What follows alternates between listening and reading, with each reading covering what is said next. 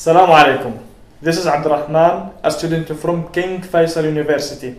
We are in part 6 of a series of lessons in C# using console app. In this lesson, we will learn about switch statement. Unlike an if statement that is based on a condition, switch statement is based on an exact match from the variable. Its syntax starts with the switch statement. Inside the brackets is a variable, and inside curly brackets are case and default statements. A case statement is an exact match and you cannot use a condition.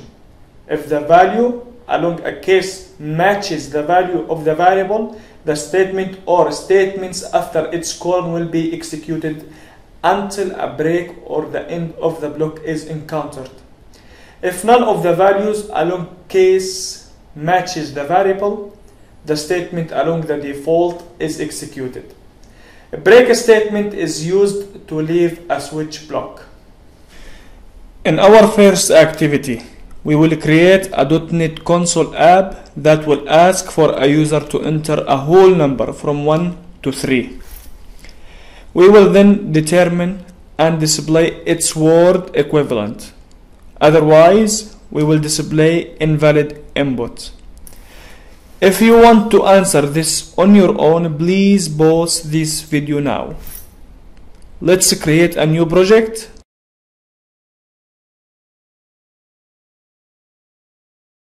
And name it CA6_1. As usual, we will start with a prompt to tell the user he is supposed to enter a number from 1 to 3. Since we are not going to use it for computation, there is no need to convert it to number. Now let's start the switch statement using our variable num. If the input is 1, we will display the word 1. And don't forget to end it with a break statement.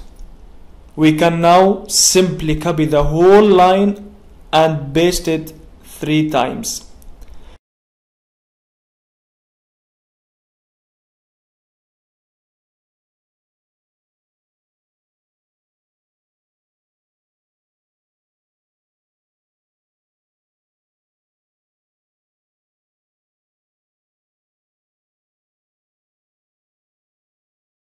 Let's try to run it. For an input of 2, it displays the word 2. But for an input of 4, it displays invalid input. Well done. Let's proceed with another activity. Here we will ask a user to enter a day in number, and we will display its word equivalent after considering that 1 is Sunday. If you want to do it alone, pause this video now. Let's create a new project and name it CA6_2.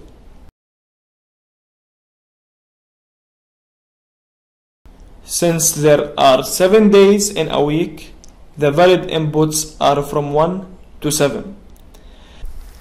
It would be easy to do the same style as our first project, but let's make it different by using console.read key instead of console.readline. First, please type console.read and single click readline. Notice the first word on the left? Yes, it's a string, because the readline method returns a string value and we know that. Now do it again, but this time click the read key. What do you think it returns? If you said console key info, you are right. Console key info is a struct, more like of a class or our usual data type.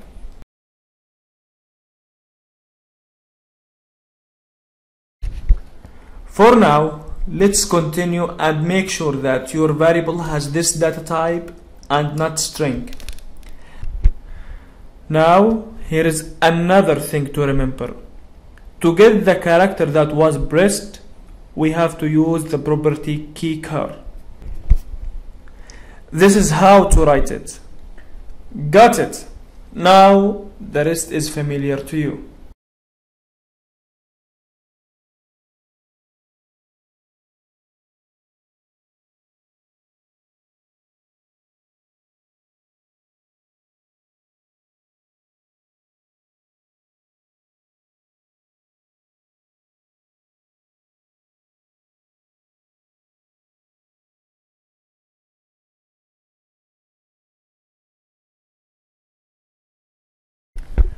Let's try to run it. With input of 4, we see Wednesday. Excellent. Now here is a challenge for you, since you are going to do it on your own. Modify our last project. This time, let the user input the day in Word and display its equivalent in number. Good luck. In our next lesson, we will be discussing looping statements. Thank you for visiting this channel.